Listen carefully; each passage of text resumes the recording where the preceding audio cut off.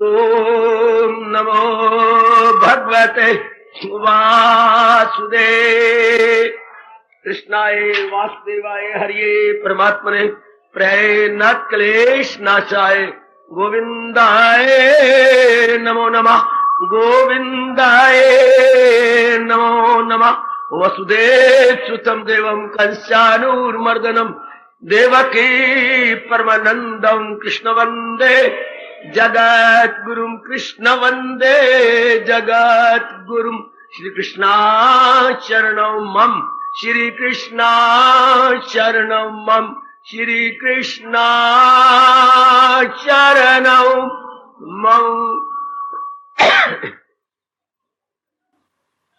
अहोभाग्यशाली कल्याण कामनी गीता अनुयायी देवियों, बड़भागी गीता के पैरोकार मेरे सज्जनों, कीजिए अपने मन को एकाग्र और आने का ठोस लाभ उठा के याद से विदा होंगे। यूं तो गीता आप भली प्रकार जान चुके हैं, एक बहुत बड़ा क्रांतिकारी, कल्याणकारी एवं मंगलकारी महाशास्त्र है। जीव के अपने भाग्य जागे हुए हों, बड़ी जल्दी इसमें इस द्वारा परिवर्तन आ जाता है। परिवर्तन के लिए कोई विशेष हमें प्रतीक्षा नहीं करनी होती, स्वयं हमारी आकांक्षा से भी जल्दी परिवर्तन हो जाता है। अति सुंदर। शर्त यह है हमारे पूर्व के संस्कार गर्मा गर्म होनी चाहिए, ठंडे ना हो, हमारे दिन अच्छे आए हुए हो, मन में इतनी हो आकांक्षा कि मैंने कल्याण करना हो। गीता उसके लिए लाजवाब शास्त्र है, लाजवाब शास्त्र है, जैसा हम सब अनुभव कर रहे हैं। उसे दिल ही नहीं करेगा किसी और शास्त्र में गोता मारने के लिए, इतना घर पूरा कर देती है। जैसे सगी मां बैठी हुई खिलाने के लिए, हाय हमारा खाने के बाद दिल ही नहीं करेगा बाजार की चीजों की ओर आंख भी उठा के देखे, इतना वो मां प्यार से खिला देती है। ये तो हमारी दैवी माता है, वो हमारी जन्म की माता कहलाती है। ये हमारी दैवी माता है जो हमारी मन और बुद्धि को पाल देती है। उस माता ने अपना दूध पिलाकर, अपने हाथों से पका के खिला के हमारे शरीर को हरिष्ट पुष्ट किया। और ये माता कर्म, भक्ति और ज्ञान का भोजन देकर हमारी बुद्धि को, हमारे मन को सबल बना देती है। और कोई उपयुक्त शब्द नहीं, सबल बना देती है। क्योंकि संसार में द्वंद ही द्वंद है, कभी कुछ कभी कुछ, कभी कुछ कभी कुछ। ये इस संसार इसी का नाम है। सुख हो रहा है, दुख हो रहा है, गर्मी हो रही है, सर्दी हो रही है, संयोग हो रहा है, वियोग हो रहा है, जन्म हो रहा है, मरण हो रहा है, मान हो रहा है, अपमान हो रहा है, घर में गुर्बत हो रही है, घर में अमीरी हो रही है। जिस संसार का ये स्वभाव हो, अनुमान लगा लो मेरे सज्जनों, मेरी देवियों, कितना मन सबल दृढ़ चाहिए। जब बात ही बात में हालात बदल जाती हूं, बात ही बात में कभी कुछ हो जाता हो, वह निर्बल मारे जाते हैं। निर्बल का मतलब यह नहीं कि जिनका शरीर कमजोर है, जिनका मन कमजोर है, जिनकी बुद्धि अपने इरादे में मजबूत नहीं रहती, जिनका मन उच्च विचारों में नहीं है, मार खाती है बहुत बुरी तरह। क्योंकि संसार ने तो अपना स्वभाव बदलना नहीं, संसार को तो हमारे इष्ट देव महाराज जी ने जैसा बनाया है वो वैसा ही रहेगा। शताब्दियां गुजर गई, युगांतर हो गए, युग गुजर गए, संसार यूं का त्यों। संसार में अंतर नहीं आता, इसकी वृत्तियां वही हैं। जो शुरू में भगवान ने अच्छी वृत्तियां बनाई थी वो अब भी है, जो अशुभ वृत्तियां बनाई वो अब भी है, जो गुण शुरू में बनाए थे सतोगुण रजोगुण तमोगुण अब भी है। तो पर अंतर क्या पड़ गया? शुभ वृत्तियां लोप हो जाती हैं, अशुभ बढ़ जाती हैं, अशुभ प्राणी बढ़ जाती हैं, उनको घोर कलयुग कहते हैं। शुभ वृत्तियां जब लोप हो जाए, क्या सूर्य के टुकड़े हो जाए? हाँ, सूर्य के टुकड़े कभी नहीं होते, सूर्य का कुछ हिस्सा छिप जाता है, हम ग्रहण कहते हैं। हाँ, चंद्रमा का कुछ हिस्सा लोप हो जाता है, लोप डज नॉट मीन सेपरेटेड, उससे अलग हो गया, नहीं, थोड़ा सा लोप हो गया। हम कहेंगे ये चंद्र ग्रहण है, सूर्य ग्रहण है। इसी तरह गुण थोड़े से लोप हो जाते हैं। अच्छा, भले पुरुष भी कम हो जाते, लोप हो गए, हम घोर कलयुग कहते हैं। सतयुग इसके उलट होता है। कोई ग्रहण नहीं होता, सतगुण की संख्या बड़ी होती है, मनुष्य भी, नर नारी भी, सब भगवान के प्यारे होते हैं, अर्थात किसी प्रकार का कोई ग्रहण नहीं। अब हमने करना क्या है? हम लोग जो यहां एकत्रित होते हैं, क्या करना है? अंतःकरण के ग्रहण को हटा देना। और हमें तो कोई समझ आई नहीं इसके सिवा। अज्ञानता में जो कुछ हमने भूले की है, उसी को हटाने का नाम तप, जप, सिमरन, सत्संग, निर्मलता, विमलता एवं स्वच्छता।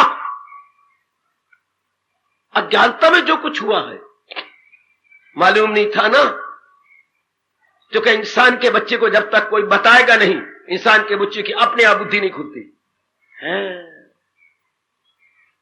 पहले आप उसे बताओगे, समझाओगे, एक बार नहीं अनेक बार बताओगे, तब ये बात उसके अंतःकरण में बैठेगी। वैसे नहीं बैठती, अपने आप नहीं। भगवान ने नियम ऐसा बनाया है कि बताया जाए, समझाया जाए, ठीक है, तब इंसान को पता लगता है कि करना है क्या और ना करना है क्या। आज जिस युग में मैं और आप उत्पन्न हुए हैं, ये घोर कलयुग है। क्या मतलब? जागंती वृत्तियों का बोलबाला हो, काम का, क्रोध का, मोह का, लोभ का, अहंकार का, और पद पद पे काम के अड्डे हैं, क्रोध के अड्डे हैं, मोह के अड्डे हैं, लोभ के अड्डे हैं, अहंकार के अड्डे हैं, राग और द्वेष का बोलबाला है। इसको हम कहते हैं घोर कलयुग, जिसके लिए हमारे इष्टदेव भी मुंह से कह गए। वे कहीं की बोल ऐसे हैरानगी से देखता रहता हो, एक हाथ में विचार करते भगवान कैसे बोल गए ये बोल, ये भगवान जी ने कैसे कह दिया? क्या बुराई में दिखाएं सदा शब्दो मत, तो बुराई में उत्साह दिखाएंगे, जैसे वक्त को देख रहे हो, समय देख रहे हो। इतने चोटी की जगत गुरु भगवान दयालु कृपालु, वो कह रही है समय को देखकर कि बुराई में दिखाएं सदा शब्दो मत। भलाई नहीं शब्द कहा, बुराई कहा, और हमारे इतने जगत गुरु और सर्व समर्थ ये कह रहे हैं। मेरे लिए बड़ा आश्चर्य का विषय है। जहालत उर्फा पे तो दुनिया के चक्कर में आई। सूर्य ये कह रहा है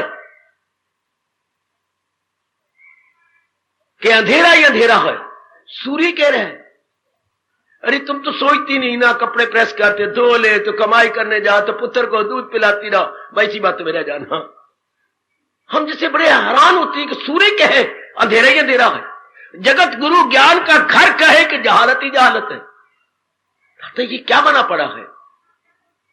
अंदर भगवान की शक्ति है और मन जीवात्मा रो रही है। क्या कमाल, भगवान की शक्ति और जीवात्मा दुखी हो रही है। पिताजी लाखों पति और बेटे बेटियां फटे हुए कपड़े पहन रहे हैं, बाजार में लोगों की जूठी पतले उठा के खा रहे गए। किसके बच्चे? किसके बच्चे? लाखों पति के बच्चे। हाय, बड़ा अच्छा कवि भगवान को ताना मारता है। बताऊं, बता कौमे गौफल ये क्या माजरा है। ऐ हिंदू कौम, ऐ भारतवर्ष, मेरे से बात कर। कवि कहता है बता कौमे गौफल ये क्या माजरा है, तेरे बच्चे क्यों दर बदर मांगते हैं। हिंदुस्तान के बच्चे धार्मिक, जहां धार्मिकता का बोलबाला, जहां भगवान राम और कृष्ण ने पूर्ण रूपेण अवतार लिया, उस हिंदुस्तान के बच्चे, तेरे बच्चे क्यों दर बदर मांगते हैं। न दुनिया का हम मालो जर मांगते हैं, प्रभु देख ले हमारे अंदर, न दुनिया का हम मालो जर मांगते हैं, फकत तेरी उल्फत मगर मांगते हैं। भगवान ऐठ रहे हो कि हम भिखारी बन रहे हैं। देखो क्या कवि कहां निकल गया। आप हमें याचक कहेंगे, भिखारी कहेंगे, ना प्रभु, बिगड़ने की तो बात ही कुछ नहीं है, बिगड़ो मत हजूर, हम तो अपना ही घर मांगते हैं। क्या कितनी दूर की बात ले गया। हम अपना बर्थ राइट मांग रही हैं, हजूर हम तो अपना ही। सुनो तो, बिगड़ने की तो बात ही कुछ नहीं है, क्या भिखारी बन रही हैं? नहीं हजूर, हम तो अपना ही घर मांगते हैं, न दुनिया का हम मालो जर मांगते हैं। हां, फकत तेरी उल्फत मगर मांगते हैं। उसके बाद जोरदार कहता है, बता कौमे गाफिल, ऐ ज्ञानता में पड़ी हुई जाती, बता बता कौमे गाफिल, ये क्या माजरा है, ये क्या कारण है, तेरे बच्चे क्यों दर बदर मांगते हैं, धक्के खा रही हैं धर्म भूमि में उत्पन्न हुए बच्चे, जहां हजारों विदेश के बच्चे ज्ञान सीखने आते थे, अंतर्मुखी होने आते थे। अब भी भारत का इतिहास साक्षी है, नालंदा यूनिवर्सिटी अब भी साक्षी है। हां, यहां के आए हुए बाहर के सफीर अब भी साक्षी हैं। कितना ज्ञान ले गए, कितना ज्ञान प्राप्त करने के लिए महीनों आके एड़िया चोटी का जोर मारते थे। भगवान जाने, भगवान का काम जाने, ऐसा क्यों हुआ, ऐसा क्यों बन रहा है कि हिंदुस्तान के बच्चे, धर्म भूमि में उत्पन्न हुए बच्चे बेचैन और बेकरार है, सिर्फ गंदी बातों में लगे हुए, कंचन में, कामनी में, कीर्ति में, और जिसका परिणाम दुख, चिंता, बेचैनी और बेकरारी होता है। आओ आपको हार्दिक बधाई दूं, आप अपना बर्थ राइट संभाल रहे हो, आप अपना पैदाइशी हक ले रहे हो। हिंदुस्तान में उत्पन्न होने के कारण से हमारा पैदाइशी हक, एक तो जो शरीर जिन्होंने बनाया मां बाप का, उनकी सब, पर यही तो संपत्ति नहीं, जरा और ऊंचा उठो। क्या हिंदुस्तान में महापुरुष नहीं हुए? क्या हिंदुस्तान में ऋषि, महर्षि, देवऋषि, राजऋषि, ब्रह्म ऋषि और भगवान का अवतार नहीं हुआ? क्यों नहीं हुआ? तो जो उन्होंने संपत्ति दी, क्या वो हमारा बर्थ राइट नहीं है? ऐसा सोचा करो, ऐसे विचार बना कर, यही जो मां बाप की जदाद वो आपका हक है। नहीं, एक और भी जदाद है, जो यहां पर राम और कृष्ण का अवतार हुआ, यहां पर उच्च कोटि के ऋषि महर्षि आए, जो उन्होंने घोर तप किया, तो कुछ दिया हमें, ज्ञान दिया। वो ज्ञान का भी तो हमारा पैदाइशी हक है। सिर्फ यही पैदाइशी हक है जो मां बाप की जदाद है या मकान है, बस यही नहीं, इससे बात नहीं बनेगी। इससे शारीरिक रूप में तो हम सुख से रह सकते हैं, लेकिन what about our mind and intellect? उसको तो ज्ञान चाहिए, मन को, बुद्धि को। वो हमें अवतारी दाता दे गए, वो अवतार लेने वाले हमें प्रदान कर गए। अवतार देने वाले दे भी गए, और फिर समय समय अनुसार ऋषि आए, देव ऋषि आए, राज ऋषि आए, ब्रह्म ऋषि आए, वो हमें प्रदान करते रहे। वाह वाह, घर में जरूरी नहीं कि रोज मां रोटी खिलाए, कभी बेचारी बीमार हो जाती थी, अंदर से आवाजें मारती रहती थी, तो मैं रोटी कौन खिलाता था? मां द्वारा पैदा की गई बेटियां। हाँ, बेटियां भी तो मां के ही रूप होती हैं। जरूरी नहीं कि भगवान हर बार अवतार ले, नहीं, उन द्वारा भेजे गए उच्च कोटि के ऋषि, देव ऋषि, राज ऋषि, जैसे वो मां की बेटियां, मां कहती रहती, जरा खिलाना, देखना, कमी ना छोड़ना। नहीं मां, मैं तेरे से ज्यादा दूंगी। इससे ऋषियों को प्रेरणा किसने दी? भगवान ने। इन्हें जरा समझा देना, बता देना, इनकी आंखें खोल देना, ये भी तो उन्हीं की ओर से आए थे, नो डाउट। इससे फिर मन शांत, आनंद जाता है। जब भगवान के ज्ञान को हम लीजिए, मन में बिठा लेना। भगवान के ज्ञान के बिना अंतःकरण में चैन नहीं मिलती। हमें गलती थी कि हम बहुत पढ़ जाए, ये अज्ञानता, हम बहुत पढ़ जाए, ये एक फतूर हमारे अंदर बिठाया गया था। हम बहुत पढ़ने के बाद क्या करें? कमाई कर लें, अच्छा, फिर शादी कर लें, हमारा अपना मकान हो, फिर अच्छे रहे, हम शांति से रहेंगे। बड़ी भारी ब्लंडर। इससे तो शरीर सुख पाएगा, मन ने चैन नहीं पाना। मन तो विचारों का नाम है। जब तक इसको पॉजिटिव थिंकिंग नहीं मिलती, सुन ले मेरी बेटी, जब तक इसे उच्च विचार, positive thoughts, healthy thought, sound thought नहीं मिलते, इसको चैन ही नहीं पड़ेगी। जब तक हम शरीर को कोई पौष्टिक तत्व वाला भोजन नहीं देते, शरीर में खून कहां से बनेगा? शरीर रिष्ट पुष्ट कैसे होगा अगर पौष्टिक तत्व वाला भोजन ना दिया गया? हाँ, शरीर में खून चाहिए, शरीर में वीर्य चाहिए, और बाकी तत्व में इसमें चाहिए। तो ऐसा ही भोजन दिया जाए जिससे कि ये एक एक अंग हरिष्ट पुष्ट बन जाए। तो ये तो हम सोच लेते हैं, उधर नहीं सोचते। मन बुद्धि के लिए क्यों वो उदास है? रिष्ट पुष्ट शरीर हो, हेल्दी शरीर, अनहेल्दी माइंड।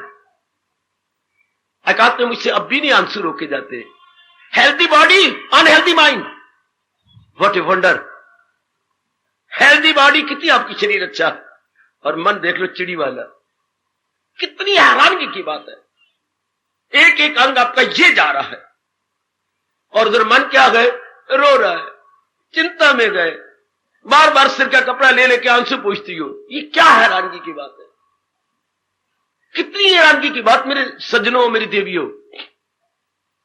एक हम अमीर मां बाप के बच्चे इतने पड़े हुए फिर भी बाथरूम में रोते हैं, क्यों? क्योंकि मन बुद्धि को भोजन ज्ञान का नहीं दी गया। याद रखना,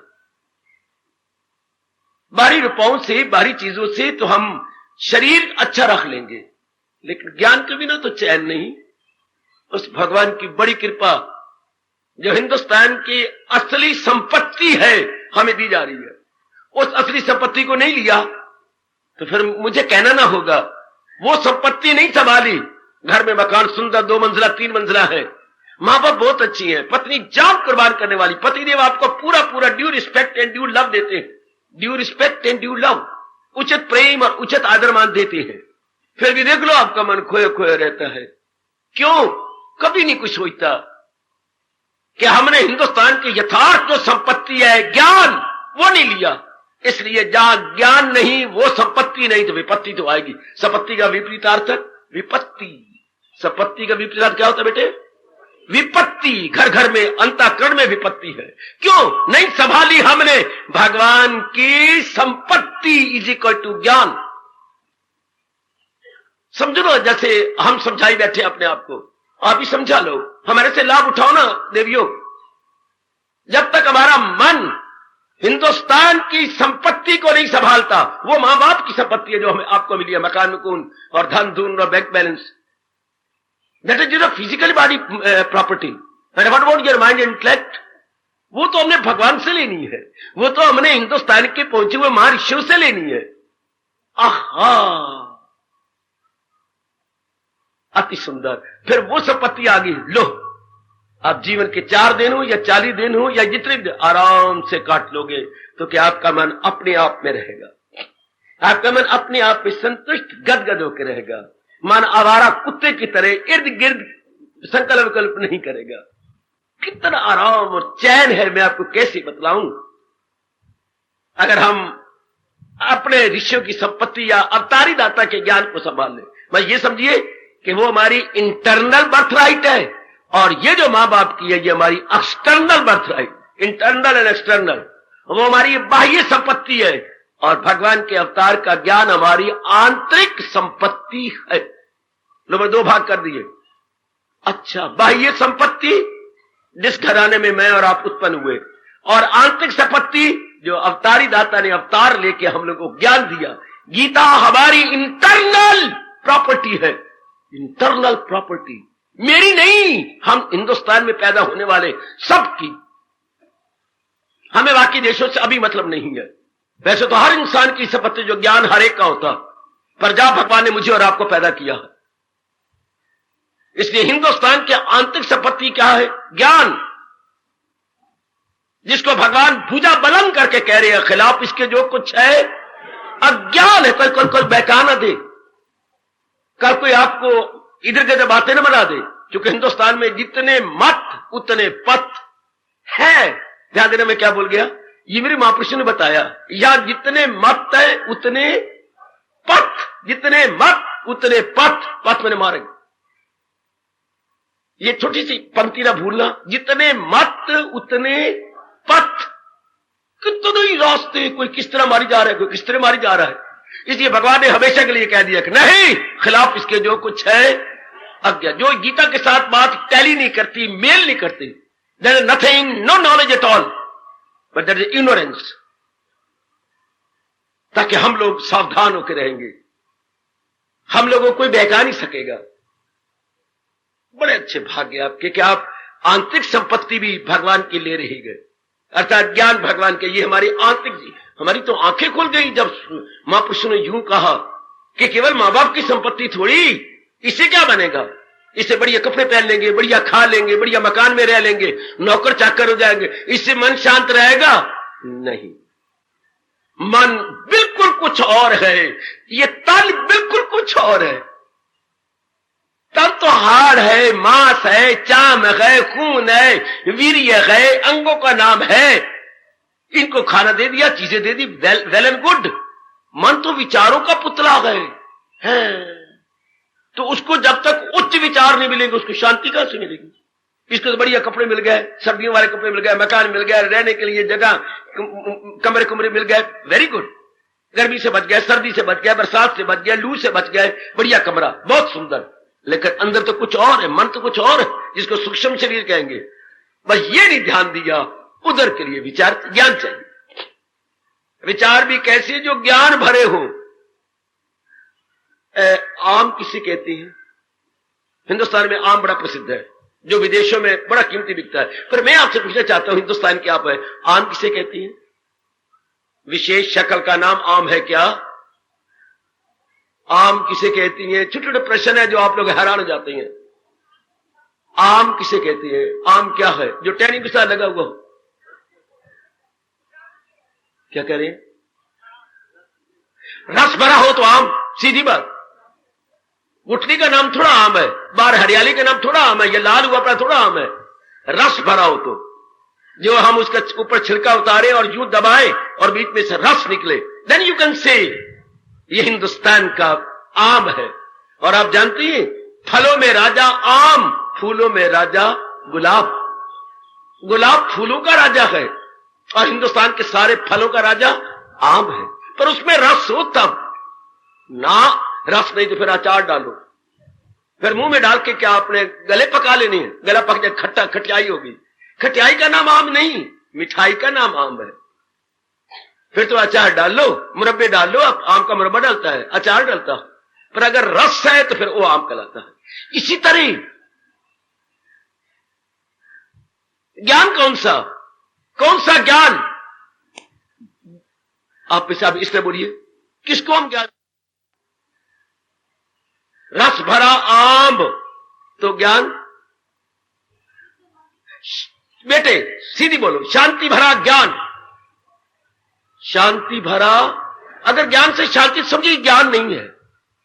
मैंने मुंह में आम डाला, रस नहीं निकल रहा तो मैं फिर फेंक दूं। आम और रस ना हो तो आम कैसा? हाय, ज्ञान हो और शांति ना हो तो ज्ञान कैसा? रस भरा आम और शांति भरा ज्ञान। मैंने दृष्टांत दे दिया आपने महर्षि वेदव्यास जी का। रस है तो आम कहलाएगा और शांति है तो ज्ञान कहलाएगा। अगर ज्ञान से शांति मिलती है तो यथार्थ रूप में यह ज्ञान है। तो मेरे आपके दोनों के बहुत अच्छे भाग्य श्रोता वक्ता के, जब हम इस जन्म में भगवान के महाशास्त्र के पुजारी बने, फॉलोअर बन गए, हम अनुयायी बन गए। फिर उसमें तुर्रा ये कि अपनाने का शौक पैदा भगवान ने कर दिया है। सुनने का शौक तो पैदा हो ही जाता है, अपनाने का नहीं होता। फिर क्या हो रहेगी बात? वहीं की वहीं, कोई ठोस लाभ नहीं होगा ज्ञान का या भगवान की अत्यंत अद्वितीय कल्याणकारिणी वाणी का। No solid gaining. जब अपनाने की तरफ ध्यान रहता है अब सॉलिड गेनिंग। बस इतनी बात कहता हूं, मैं आगे बढ़ना चाहता हूं। यह भी संपत्ति आपकी है, वो संपत्ति तो आपको मिल गई है, तो मां बाप की संपत्ति मिल रही है, मिल जाएगी, आप उसका लाभ उठा रहे हैं। इसका भी लाभ उठाइए, तब मन शांत होगा, तब मन आनंदित होगा, बहुत आनंदित, बहुत शांत, अति सुंदर, अति सुंदर, अति सुंदर। अगर इसको संभाल लिया, अब आप प्रसन्न रहेंगे, लोक पर लोक बना के जाएंगे। अब आपकी मौज बहार होगी, बिल्कुल प्रसन्न होकर रहेंगे। यही हमारे प्रभु चाहते हैं कि इंसान इस संपत्ति को लेकर शांत हो जाए। हाय, इस संपत्ति को लेकर आनंदित हो जाए। ये मन में रखें कि इसके बिना मानसिक शांति नहीं मिली, शारीरिक शांति तो मिल ही नहीं आपको। शारीरिक शांति भी नहीं बोलेंगे, शारीरिक सुख जो चंद दिनों के बाद बदल जाए उसको सुख कहती है। जो हमेशा एक जैसा रहे और बढ़ भी जाए उत्तरो उत्तर, उसे शांति कहती है। चूंकि हमें शरीर का सुख मिल रहा है कंटेक्ट से, मेल मिलाप से। मां अच्छी है, पिताजी अच्छे, पर सदा रहेंगे नहीं। बहन अच्छी, भाई अच्छा, सदा रहेंगे नहीं। मकान अच्छा, अंदर अंदर कमरे अच्छे, अंदर कपड़े अच्छे, अंदर और चीजें, पर ये सदा रहेंगे कोई पता नहीं। भूचाल आ जाए गिर जाएंगे, कोई बम पड़ गया गिर जाएंगे, कोई और अंदर गड़बड़ मच जाए तो गिर जाएंगे। सिल पर आ जाए, सिल की दीवारों को, जैसे अमेरिका के कुछ एक इलाकों में सिल आ गई है तो मकान गिराई जा रहे हैं। सॉरी, दीवारें गिर गई, उनको खतरा है कि कई रात को धड़ाम कोलैप्स कर जाएगा मकान, अर्थात नीचे बैठ जाएगा। तो भी क्या, कोई पता नहीं, वो तो कंटेक्स्ट से हमें खुशी मिल रही है, शारीरिक सुखी, दैट कैन बी चेंज। लेकिन जो मन की खुशी ज्ञान से मिलती है, इसमें कोई परिवर्तन नहीं आता। ये उल्टा उत्तरों उत्तर बढ़ेगी, उत्तरों उत्तर और जाएगी आगे। कितनी मौज बहार है, कितनी मौज बहार है। और आजकल मेरे बच्चों का ध्यान ही नहीं, मेरे मन में बड़ी घाट पड़ती है। आज के इतनी मेरी बेटियां पढ़ी, इतना कमाती हैं, इतना नखरे टखरे भी आपके हैं, बड़े अच्छे होते, पर मन क्या से प्रश्न आप कर देते हैं मेरे पास। इतना कमाने के बाद ही मन आपको उदास है, हताश है, आत्महत्या आपकी जाति कर रही है। इतना घराना अच्छा, मकान अच्छे, आपकी सेहत भी अच्छी है, अंदर क्या बीत रही है, बहुत दुख है आपको। इतने मेरे बच्चे पढ़े लिखे हैं, तो मुझे हिंदुस्तान की कहावत आंखों के सामने रोती हुई, ये कहावत रो रही है। कई कहावतें हिंदुस्तान की रो रही हैं, कई कहावतें मुस्कुरा रही हैं, कई कहावतें खिड़खिड़ के हंस रही हैं। फिर कभी आपको हंसाऊंगा। ये कहावत रो रही है। बाबा कौन सी कहावत हिंदुस्तान की रो रही है, कौन सी लोकोक्ति रो रही है हिंदुस्तान की? तन के उजले, आप खुद ही बोल रहे हो, तन के उजले मन के काले। ये लोकोक्ति रोती है कि मेरे हिंदुस्तानियों को क्या हो गया, तन के उजले बनते जा रहे हैं, मन के काले बनते जा रहे हैं।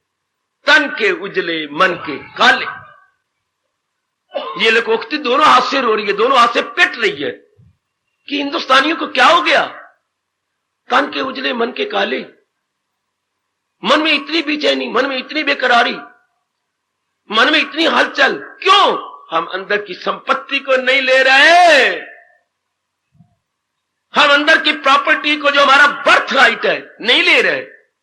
आपको तो मिल रहा है, मैं तो एक जनरल बात कर रहा हूं, पर मेरे प्रभु आपको दे रहे हैं, आप बड़ी भली प्रकार पकड़ रहे हैं। तो प्रार्थना किया चाहता हूं, गीता तो वैसे ही चोटी का क्रांतिकारी शास्त्र है ही, पर ये जो इन दिनों प्रकरण चला दिया मेरे भगवान ने, क्या कहने प्रभु के, क्या कहने। वैसे मां में सूखी रोटी भी दे दे तो बड़ी अच्छी लगती है, प्यार से, आंखों में प्यार, हाथों में प्यार, मुंह में प्यार। मां के ऊपर हिस्से में कितना प्यार होता है। ले पुत्र, ले बेटे, ले ला ले, चल रुकियो। पर अगर मां दे दी हमें क्या, मलाई के साथ, तो फिर तो कहने के आजकल तो हमें भगवान मलाई जैसा भोजन दे रही है। वैसे भी दे रहे थे तो बहुत ही अच्छा, पर ये जो आजकल छिड़े हुए प्रसंग, ये तो बहुत ही अच्छे गए। क्रांतिकारी फरमान, भगवान के क्रांतिकारी उद्गार, मैंने उद्गार कह दूं, क्रांतिकारी भगवान की स्टेटमेंट है, क्या उपयुक्त शब्द लगाऊं, क्रांतिकारी भगवान के उपदेश, हां, या क्रांतिकारी भगवान का वो बोल जहां से गीता शुरू होती है, ऋषिकेश कुछ मुस्कुराने लगे, ये उर्फा के मोती, ये क्रांतिकारी जो है ज्ञान के मोती, क्रांतिकारी ज्ञान के मोती। 9वें अध्याय में हमने विचार किया, बहुत अच्छा विचार, क्या उसे भी समझ ले कि साधु है वो, इरादा में नेकी की। कल हमने विचार किया, कितना ही दुराचारी क्यों ना हो, पर जिसने पक्का इरादा कर लिया, अब तो मैंने पता लग गया ना, अब मैंने नेक बन जाना है, अब मैंने भगवान का प्यारा बनना है, अब मैंने वो रास्ते को छोड़कर जो भगवान ने सुखकारी रास्ता बताया, केवल मैंने उसी को जीवन में ढाल लेना है। भगवान कहते बस ये पक्का इरादा किया, मन डावाडोल होगा ही, मन जम जाएगा, बिल्कुल जम जाएगा। उसे मेरे भगवान कहती है ये तो महात्मा बन गया बस। वैसे हमारे देश में एक कहावत भी है, 11 बधिया कमरात दिल्ली ढाई को। जब आप पक्का इरादा कर लेती हैं तो man is determined the work is of done है। जब आपने पक्का इरादा किया तो समझिए आधा रास्ता तो खत्म हो गया आपके इरादे में। मर मिटूंगी पर मैंने करना यही है, चलो आधा आपका मार्ग आपके निश्चय में ही संपूर्ण हो गया, बाकी रह गया आधा, वो आप करके पूरा कर देंगे।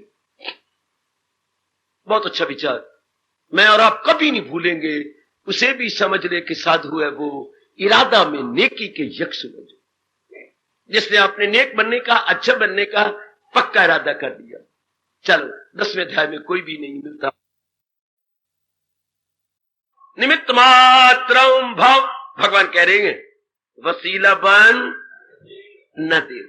कई बार आपने पढ़ा है, कई बार आपने सुना है, आज हमने इसको बिठा लेना सदा के लिए अपने मन में, अपने अंतःकरण में। वसीला बन, वसीला में इंस्ट्रूमेंट, भगवान के हाथ के इंस्ट्रूमेंट बन जाओ।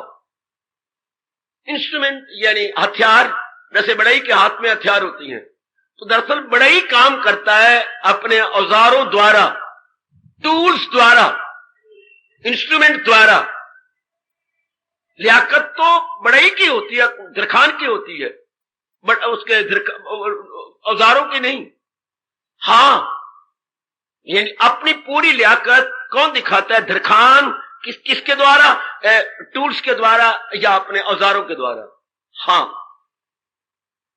तो दुनिया में, या आप अपने आप को ले लो, आपके जितने भी काम हो रही गए, हाँ भगवान जी बैकग्राउंड में भगवान है, प्रारब्ध है। आप तो सिर्फ मानो आपके हाथ, आप रंदा है भगवान के हाथ में। रंदाई कौन करता है? रंदा। गलत। रंदाई वो करता है जिसके हाथ में रंदा है। किसके हाथ में? दरखान के हाथ में रंदा है। तो रंदा क्या हो गया? इंस्ट्रूमेंट, निमित्त बन गया। इसे बोलते हैं निमित्त। रंदा जो है वो निमित्त मात्र है। We are instrument in hands of carpenter. तो भगवान कहते हैं तू तो मेरे हाथ का इंस्ट्रूमेंट है, करने कराने वाला तो मैं ही हूं, मैं ही किए जा रहा हूं। अब आप प्रश्न कीजिए, अगर भगवान ही करती हैं तो इतने डिफरेंट एक्शन क्यों होते हैं? एक्टिविटीज डिफरेंट है और उसका रिएक्शन, फल भी डिफरेंट आता है। यहां पर भगवान कहते तेरे अपने संस्कार जो एक तन में दाखिल, एक से जुदा, साथ अपने ले जाए मन और हवा, हवा जैसे ले जाए फूलों की बस। ये वो मेरे अपने अपने संस्कार है, पिछले जन्म के अरमान है, इसलिए हमारे फल भी अलग अलग है, घराना भी अलग अलग है, लेकिन ये सब कुछ पहले हुआ पड़ा है। आज हमने इसी पर विचार कर बिल्कुल निश्चिंत हो जाना। मैं निश्चिंत हो गया तो क्या, मैं तो भगवान की वाणी आपके लिए लाया, आप भी निश्चिंत हो जाओ। कितनी चपत लगाई ज्ञान की, चपत भी कई प्रकार की होती है, सिर्फ यह हाथ की चपत नहीं लगा दिया, नहीं, ये तो थर्ड क्लास चपत है। चपत ऐसी लगाओ कि फिर उससे चपत लगाई ना जाए, अर्थात वो मौका ही ना दे फिर हमें लानत मारने का। ऐसी ये ज्ञान की चपत होती है। हाथों की चपत तो कई बार आप बहन को मार दी, फलाने मार दी, तो कल फिर मार दी, परसों फिर मार देगी, लेकिन ज्ञान की चपत एक या दो बार, मुझे तो महापुरुष ने यही बताया भाई, ज्ञान की चपत एक या दो बार लगती है, ज्ञान की चपत एक या दो बार लगती है। हाँ, और बाकी संसार में तो बड़ी बुरी चपतें होती ही। वैसे आमतौर पर संसारी आदमियों को भगवान ना करे, हाँ 3 चपतें बड़ी बुरी मानी गई है, 3 थप्पड़ बड़े बुरे माने हैं। कैसे? बच्चा हो और मां मर जाए, बड़ी बुरी चपत है। अब इस 17-18 साल की उम्र हो और पिताजी शरीर छोड़ जाए, ये दूसरी चपत। और बड़ा जौवन हो, शादी हुई हो, एक बच्चा भी पैदा हो गया और पत्नी का शरीर छूट जाए, ये तीसरी चपत है। बालिक अवस्था में मां मर जाए, किशोर अवस्था जो मानी गई है 11 से लेकर 19 साल तक, पिताजी शरीर छोड़ जाए, जबकि बाप ने पूरा बच्चे को लाभ देना था और अब पत्नी ने उसके बड़े काम आना था। लड़का पैदा हो गया, दूध कौन पिलाएगा? बकरी का दूध ले आएगा, ये अपना सारा काम बर्बाद कर बैठेगा और पत्नी गई है। और एक जबरदस्त चपत है जो इंसान में अज्ञानता में रहे, ये बहुत बुरी चपत है, बहुत बुरी चपत। अच्छा, ये मैंने 3-4 चपतें बताई। संसारिक और पारिवारिक रूप में सबसे बुरी चपत क्या है? सबसे गंदी चपत व्यवहारिक रूप में, संसारिक रूप में, पारिवारिक रूप में सबसे बुरी चपत शायद ना बता पाओगे। हाय गरीबी, निर्धनता। बड़े अच्छी मेरी बेटी, बहुत अच्छी, ये महाभारत में प्रसंग आया है। निर्धनता सबसे गंदी चपत। हो गृहस्थ आश्रम जहां नए नए खर्चे निकलने हैं, आज कुछ कल कुछ बीमारी हो रही है, कुछ और टंटे पड़ रहे हैं, कुछ हो गुर्बत, ये सबसे बुरी मार। आपको बधाई है, आपके यहां लक्ष्मी भगवती मां बन के रह रही है, माना ये बड़ी बुरी चपत, बड़ी बुरी चपत। तो आइए अब तो अज्ञानता की चपत फिर ना खाएं, तो भगवान हमें ज्ञान दे रही है और ये ज्ञान भगवान करे मन में बैठ जाए। अब ये तो आप मानते, कल भी हमने जाना था कि सृष्टि चंद एक अटल नियमों के आधार पर चल रही है। ऐसे नियम जो टाले नहीं जा सकते, वो भगवान ने नियम बनाए और चल रही सृष्टि। हाँ, उनमें ये एक नियम अटल है कि मैं और आप अपनी करनी का फल पा रही है। इसमें किसी को कोई दोष ही नहीं। जो दोष देता है वो महामूर्ख है। हम अपने किए हुए का फल पाते हैं, किसी के किए हुए का नहीं। हम अपने किए का फल पाते हैं। जो हमारे अरमान पिछले जन्म में रह गए थे, उसी के अनुसार भगवान ने मां बाप दिए हैं, उसी के अनुसार वातावरण दिया है, उसी के अनुसार बुद्धि दी है, उसी के अनुसार मन दिया है, उसी के अनुसार बाहर का तन दिया। ये सारा वातावरण पिछले अरमानों के अनुसार इंसान को दिया गया। पहले ही भगवान ने निश्चित किया, तभी हम किसी मां की गर्भ में आके गिरे। पहले निश्चित हो जाता है। ये बिल्कुल मान लो जैसे ये सच्चाई है कि मैं आपको देख रहा हूं, आप मुझे देख रहे हैं, ये बिल्कुल सच्चाई है। तो साथ ये भी सच्चाई है कि जन्म लेने से पहले हमारी प्रारब्ध बन चुकी है, प्री डिटरमिन्ड। ना मन माने तो मेरे जैसे का सिर खाओ, एकांत में बैठ के भगवान को प्रार्थना करोगे, ये बात मुझे समझा मेरे प्रभु। आपका सब कुछ पहले बन चुका है। जैसे आपके संस्कार है, ये पहले कहना पड़ेगा, जैसे आपके इंप्रेशंस है या जैसे आपके अरमान है, उसके अनुसार भगवान ने बना दिया। तो फिर हमारा धर्म क्या रह जाता है? दिन रात जुट के पुरुषार्थ करना, बस। और पुरुषार्थ करना भी हमारे प्रारब्ध में है। इसलिए भगवान ने आपको भुजा बुलंद करके कहा है, जोरदार शब्दों में कहा है, क्या जहां में ना देखोगे तुम एक पल के कोई भी फारग है और बेअब, कोई का मतलब अणु भी, परमाणु भी, चींटी भी है जो परमात्मा ने बनाए गए, कोई भी नहीं देखेंगे कि निठल्ला बैठ गया। हाँ, क्योंकि गुण है और गुण मजबूर करते हैं कुछ करने के लिए। आजकल घड़ी बन गई है इलेक्ट्रॉनिक, इसमें सेल डले हुए हैं, तो सेल मजबूर करती है मूवमेंट बनाने के लिए। मूवमेंट होती रहे, घड़ी चलती रहेगी। घड़ी बंद होगी तो मतलब उसकी जो मूवमेंट है, जो आपका सेकंड की सुई है, वो बंद हो जाएगी। सेकंड की सुई तो मिनट की बंद, मिनट की बंद तो घंटे की बंद। ये सुइयां अपने आप में कनेक्टेड है। मिनट की बांध, सेकंड की बांध, सेकंड की बांध तो मिनट की बांध, मिनट की बांध तो जो घंटे शो करती है 2 बाई का 4 बाई का वही बांध। 3 सुइयां काम कर रही हैं, लेकिन पीछे अंदर सेल है और सेल में पावर है, वो इनको चला रहा है। हाँ, इस तरह हम जो काम कर रहे हैं, पीछे हमारे सेल है, गुण, सतोगुण या रजोगुण या तमोगुण। जिस गुण की प्रबलता है यानी अधिकता है, उसी के अनुसार हमारी नेचर बनती जा रही है। कोई शैतान, उसमें रजोगुण ज्यादा है, कोई इंसान, उसमें सतोगुण ज्यादा, और कोई इंसान की शक्ल में हैवान, उनमें तमोगुण ज्यादा। ये गुणों के कारण से है। ये अटल नियम है। और जैसे उन्होंने करना है, संस्कार निकलते जाएंगे, आगे आगे आते जाएंगे। संस्कारों से विचार बनती हैं, विचारों से कर्म होती हैं, कर्मों से आदत बनती हैं, आदत का नाम ही कैरेक्टर है। हमारे स्वभाव का नाम, हैबिट्स का नाम ही कैरेक्टर। फलानी का तो चाल चलन बिगड़ा हुआ है, क्या मतलब? उसकी आदत गंदी, खाना गंदा, पीना गंदा, बोलना गंदा, और अपने अंगों का प्रयोग गंदा करती है, ये करती है, तब कहते हैं कैरेक्टर गंदा है, इसका चरित्र गंदा है। तो हम कहते हैं चरित्र गंदा कैसे हुआ? हाँ, उसकी आदत गंदी है। आदत गंदी कैसी हुई? उसके कर्म गंदे थे। कर्म गंदे कैसे हुए? उसके विचार गंदे थे। विचार गंदे कैसे? उसके इरादे गंदे थे। इरादे कहां से गंदे हुए? उसका पिछले जन्म के अरमान गंदे थे। वहां तक पहुंचो, पीछे मुड़ जाओ अपना। इसलिए मैं कहता हूं किसी का दोष नहीं। अगर हम गंदे हैं तो हमारा अपना दोष है, हम ही गंदे संस्कार लेके आए हैं। पीछे मुड़ते जाओ बेटे। मैं फिर बड़ी जरूरी बात आपको क्लियर कर दूं। फलाने का चित्र भ्रष्ट है। क्यों चित्र भ्रष्ट हुआ? उसकी आदत गंदी है। उसकी आदत क्यों गंदी हुई? उसके कर्म गंदे हैं। उसके कर्म क्यों गंदे? उसके विचार गंदे। उसके विचार क्यों गंदे? उसके इरादे गंदे। उसके इरादे क्यों गंदे? पिछले जन्म के अरमान गंदे। पिछले जन्म के जो अनफुलफिल्ड डिजायर थी उसकी गंदी है। उसी के अनुसार इरादे बनती हैं, विचार बनती हैं, विचारों से कर्म होती हैं, बार बार कर्म करके आदत बनती हैं, आदत से हमारा चित्र बनता है। फिर आगे फल, जैसे आपने आदत बना ली है, पाओ फल, खट्टा या मीठा, सुख या दुख। अच्छा, ये पूर्व निश्चित है। अगर ये पूर्व निश्चित ना होता तो हम सारे एक जैसे होते। अच्छा, एक जैसा हम फल पाते, एक जैसे मां बाप होते, या एक शब्द बोलूं, एक जैसा हम सबका वातावरण होता। पर हमारी एनवायरमेंट एंड सराउंडिंग्स बड़ी डिफरेंट है। क्यों? हमारे अपने संस्कारों वश। हाँ, इसलिए किसी को उपदेश देने की जरूरत ही नहीं, सुधारने की जरूरत कोई नहीं। जब उसका अपना टाइम आएगा, अंदर हलचल मचती है बेटा, हलचल मचती है अपने अंदर ही।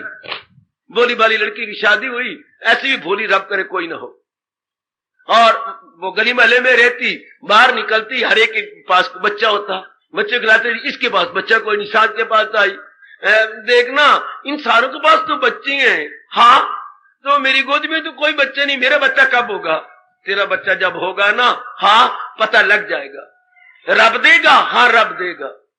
अच्छा माँ, जब रब देने मुझे बता देना, मैं सुती ना रह जाऊंगी, बच्चा आ जाए मुझे, मैं सुती रह जाऊं। ओ झल्ली, ओ कमली, तू पड़ोसियों को भी जगाएगी, तू कहती सुती ना रह जाऊं। यानी ऐसी भोली भाले बच्ची, माँ मुझे बता देना कि बच्चा आ गया। हम बताएंगे कि तू बताएगी पड़ोसियों तक। अच्छा, इसी तरह हम क्या उसको समझा दो, उसको नेक बना दो, बेटी अपने दिन आने दो, है हलचल मच जाती है अपने अंदर। जैसे कोई डिलीवरी होने वाली हो तो हलचल मच जाती, सिस्टम ही अब नॉर्मल हो जाता। हाँ, इससे जिसने नेक बनना हो, सिस्टम ही अब नॉर्मल हो जाता। मेरे गुरुदेव कहा करते, जिस गैया ने गेहूं निष्ठा दी, जिस गैया ने नया होना है, उसका सिस्टम ही कुछ और, अंदर इतनी हीट पैदा होती है, वो खप मचाती है। जैसे वो रहेगी ने, वो आपको बताएगी मुझे नया करा दो, मैं नया दूध होना चाहती हूं। हाँ, इसी तरह जिसने बदल जाना है, ओए उसके अंदर हलचल मच जाती है। ये मैंने क्या किया, ये मेरे जैसे नहीं बताएंगे या कोई और नहीं बताएगा। अपने अंदर जब सत्संग की अधिकता आ जाती है, ये मैं क्या कर रहा हूं, ये कोई जिंदगी थोड़ी है, खा लिया पी लिया और विलासता से बच्चे बना लिए और मर गए, बस ये कोई जीवन अपने आप के अंदर हलचल मचेगी। ये अच्छे दिन आ गए। जैसे गैया नैया होना चाहती है तो उसकी हरकतें कुछ और बन जाती है। जिस मेरी बच्ची के बच्चा पैदा हो, शरीर की हालत ही कुछ और हो जाती है, और जिसने रब दा प्यारा बनना हो, उसकी हालत ही कुछ और की और, क्वाइट एबनॉर्मल। छम रोते हम लोग, खाने का जी नहीं चाहता, सोने को नींद नहीं आती, इतनी बेचैनी हो जाती है, हमारे अंदर हलचल मच जाती है। क्या करते रहे हम, क्या मिट्टी पाता पे सिर में अंगारे डालते रहे हैं? अपने माम क्या, हमारे से क्या हुआ, हमें ये क्यों ऐसा किया है? जब अच्छे दिन आ जाए हैं, ये केवल एक ही श्लोक भगवान ने इसके लिए जवाब दिया है, जो हो अक्ल आजाद निकल जाए तू मुंह के, ये अवस्था बन जाती है जब अपने दिन ऐसे जब बन जाते, तो भगवान का काम है अब आपको आपकी अपनी भावना के अनुसार वातावरण देना। ये पूर्व के संस्कार जाग गए। पूर्व के संस्कार जब जाग जाते हैं, तब कई जन्मों के बाद जागती हैं, कई जन्मों में तो हम कंचन कामी कीर्ति के पीछे धक्के खाते रहते हैं। तो अब जैसे आपके पीछे संस्कार थे, लो वातावरण आगे भगवान ने बना दिया। इसलिए भगवान रोकते हैं, और सत्संग चले, और जाप करें, और भजन करें, और महात्मा जी आए हुए कहीं चले, गलत। कोई असर नहीं होगा। ऐसे आपने कहा तो कोई प्रभाव नहीं पड़ेगा। अपने आप उसके अंदर आग लगे, अपने आप ही उसके अंदर भाव पैदा हो, ये अंदर से कुछ और प्रकार का अवस्था बन जाती है। तो ये भगवान ने कहा उनके संस्कार अनुसार मैं वातावरण बना देता हूं, उनके संस्कारों के अनुसार उनके विचार बनते जाएंगे। अच्छा, सारा कुछ भगवान कर देंगे। तो भगवान कहते बस तू वसीला बन जा मेरा, हम भगवान के इंस्ट्रूमेंट बन जा, बाकी सब कुछ हुआ पड़ा। कितने फिर निश्चिंत हो जाते हैं हम। केयर फ्री लाइफ, केयर मैंने चिंता, फ्री मैंने स्वतंत्र, चिंता से स्वतंत्र वाला शानदार जीवन, निश्चिंतता का जीवन, निश्चिंतता का जीवन। भाई हमने प्रसाद करना, आगे जो होना वो तो मालिक ने मेरे मुकर्रर कर रखा, जो बनना है वो तो प्री डिटरमिन्ड है। उसके बारे में मुझे वरी नहीं करनी, उसके बारे में मैंने अपने अंदर हलचल नहीं मचानी, जो हो रहा है होता रहेगा, और हमारा काम जुट जाना। देखो कितनी चपत मार रहे हैं अर्जुन को, जो कह रहा था मैं नहीं लड़ता, मैं तो बाहर चला जाऊंगा, भिक्षा मांग के खा लूंगा, इनके साथ में युद्ध करना मैं अच्छा नहीं समझता। पता नहीं क्या क्या दलीलें पहले अध्याय में और दूसरे के शुरू में दे दी। दूसरे अध्याय के 7वें श्लोक तक बहुत कुछ बोल गया, और उधर भी बोल गया पहले अध्याय के अंदर। भगवान चुप रहेगा और यही बोलता रहा है, अकेला बोल के एग्जॉस्ट होता रहा है। कितना थक गया बोल करके। ओ यस, अब भगवान ने आके इसको समझाया, ये तू समझ ना समझ, ये मर चुके, फना मैं इनको कर चुका। और बाएं हाथ वाले उठ वसीला बन न, ये तो पहले मैंने मार दिए।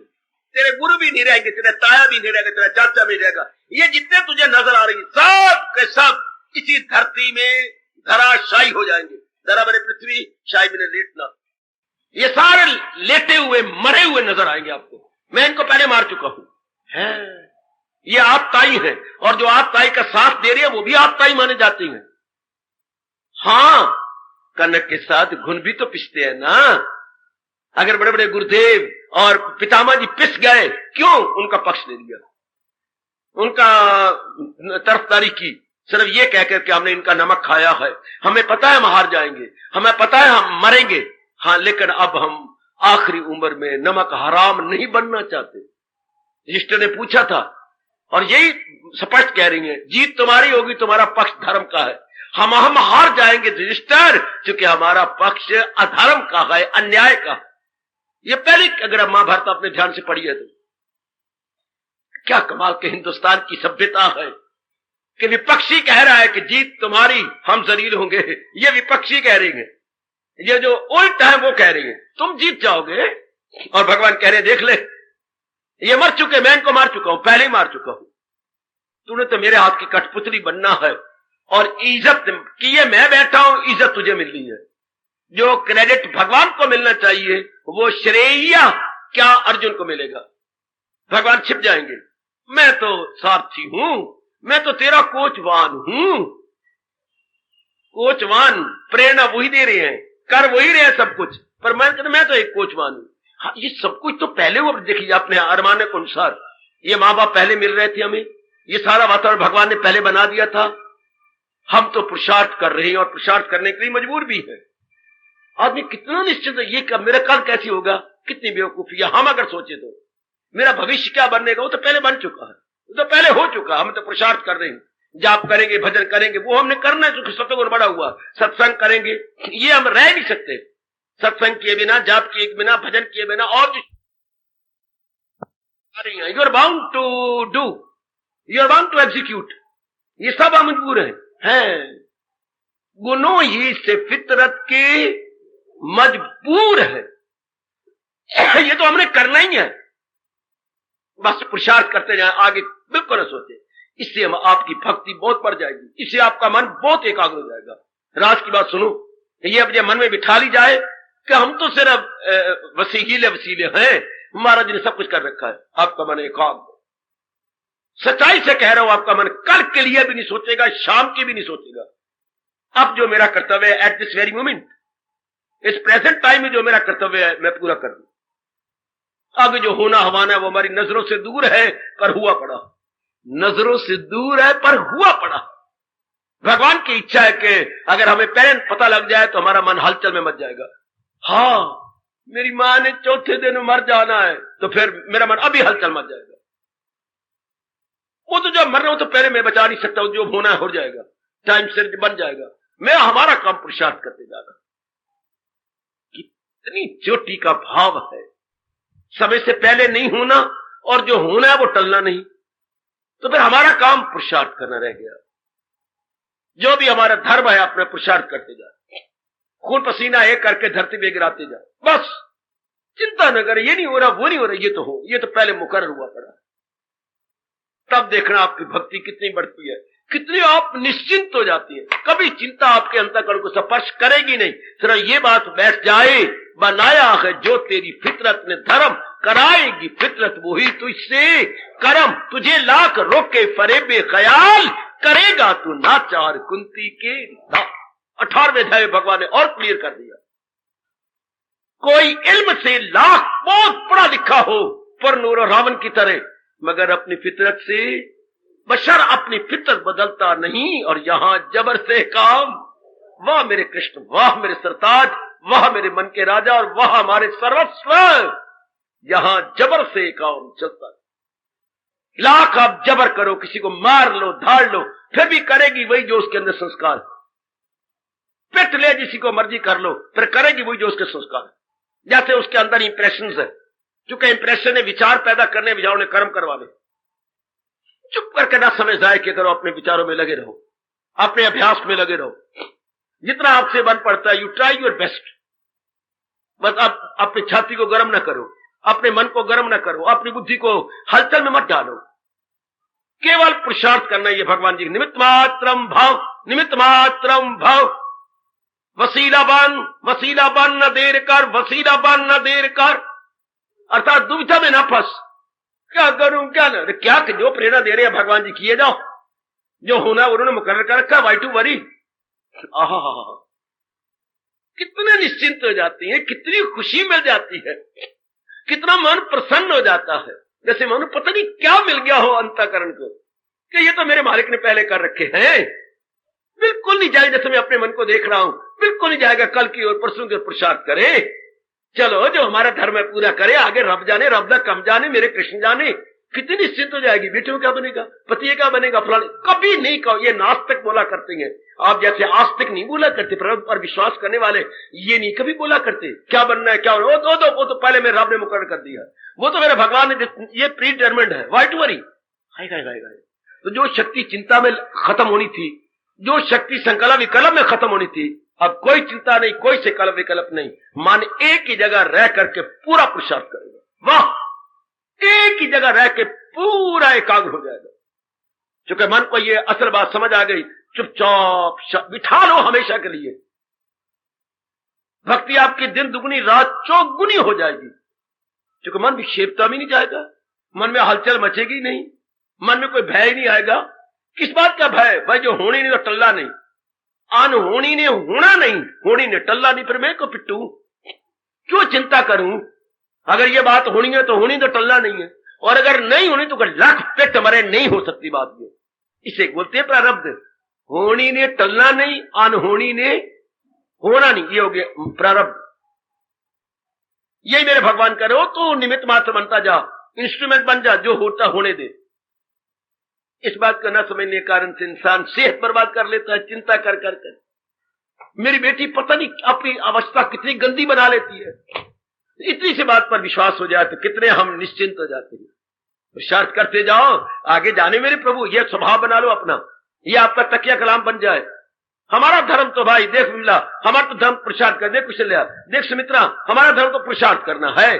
आपस में जो गुफ्तगू करो, किसी की बातों में ना हो, बहकाए ना जाओ, किसी के बहकाने पे मेरे मनोरी अब कभी ना हो। तुम्हें हमें क्या, जो होना हो तो परमात्मा ने पहले मुकर्रर कर दिया, पर हम लोग अपना पुरुषार्थ करते जाएंगे। आगे पुरुषार्थ किया, मेरे प्रभु आप जानो, आपका काम जाने। मैंने अपनी ओर से पूरा पुरुषार्थ कर दिया। इसके बाद पुरुषार्थ करने के बाद, पसीना अपना एक उंगली से यूं गिराने के बाद, अब कहो जो इच्छा नंदलाल की बात बनेगी सोए, तेरे किए मेरे किए होना नहीं, हरि किए सो। अब आपको कहने का हक है। जब आप पसीना गिरा रही हैं, ऊपर से नीचे पसीना उतर जा रहा है, इतना पुरुषार्थ किया आपने, अब आपको कहने का हक है जो इच्छा नंदलाल की बात। ये नहीं कि निकम्मे बैठे कौच पर बैठे भगवान फिर बहुत बड़ा दुख दे देती है। मैं करता धरता हूं कुछ नहीं, कौच पे बैठा रहता हूं, एक घुटने पे दूसरी टांग रख करके हिलाता रहता हूं, और फिर मैं बकवास करता हूं कि जो इच्छा नंदलाल की। गलत। भगवान कहते पहले पुरुषार्थ कर, उसके बाद तू कह दे क्या, जो महाराज जी की वसीला बन न देर कर, वसीला बन न देर कर। कितनी अच्छी बात। अपने मन को शांत रखने का कितना बढ़िया गुर है। This is best formula. कर्म भी करते रहे, हां, और मन भी शांत रहे। सुन भगवती, ओ मातेश्वरी, कर्म भी करते रहे और मन में हलचल भी न मचे। ये कितना अच्छा फार्मूला है, कितना अच्छा फार्मूला। वाह, दूर दूर तक हमारा मन कर्म करता रहेगा। शाबाश शाबाश, दूर दूर तक। जमाना रिमोट का आ गया, रिमोट। पहले तो हम रिमोट कुछ और तरह प्रयोग करते थे अंग्रेजी में, अब रिमोट ठोस रूप में यूं लंबे लंबे स्टिक्स आ गई है।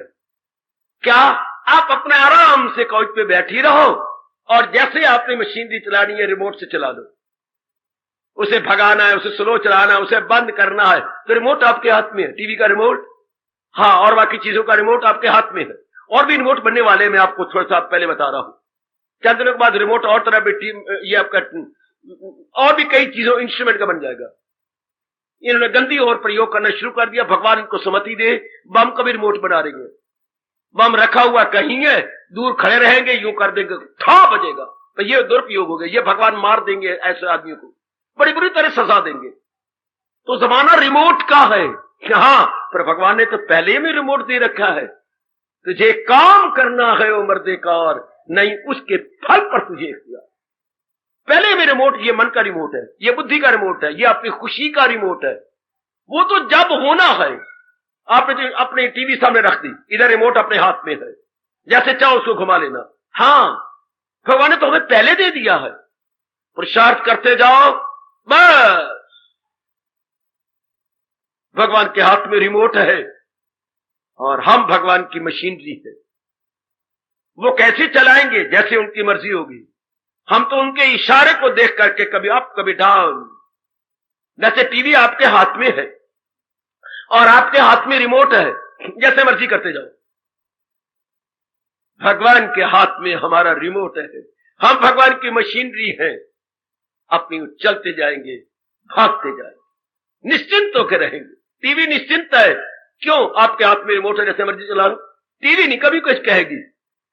इस तरह इंसान पुरुषार्थ करता जाए, आगे जो इच्छा नंदलाल की। आहा, तेरे मेरे किए होना नहीं। और कवि कहता है, मुद्दाई लाख बुरा चाहे क्या होता है, होता वही और जो मंजूरे खुदा होता है। जो मेरे मालिक ने प्रारब्ध बना रखी, होना तो वही है, तो वही तो वरी निश्चिंत हो जाओ, मेरे से भी ज्यादा निश्चिंत हो जाओ।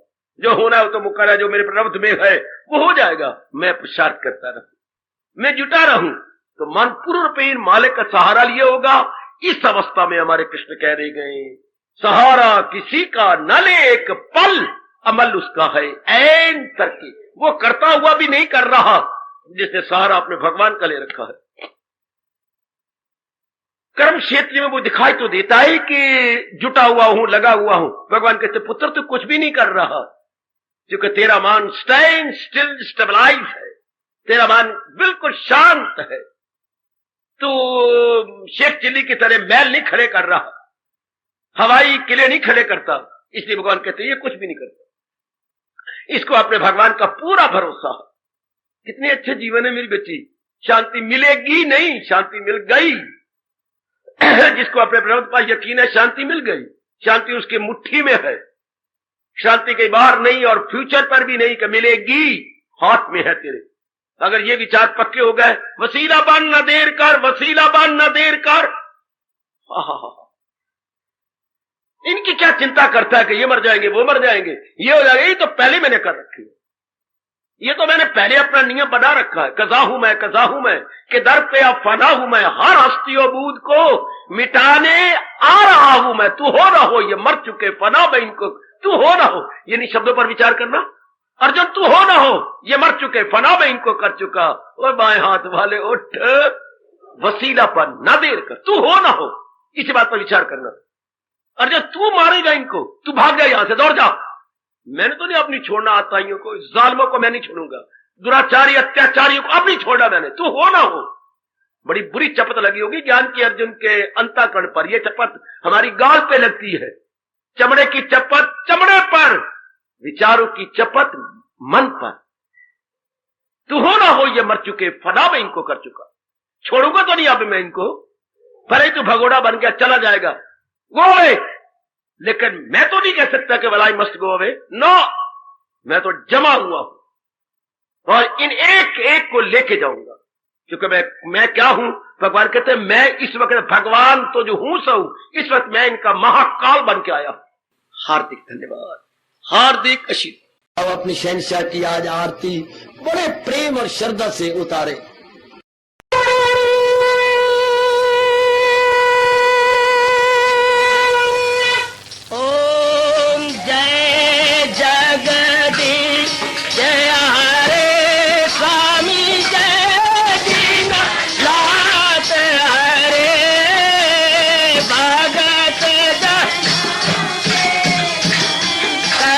दास जनों के अवगुण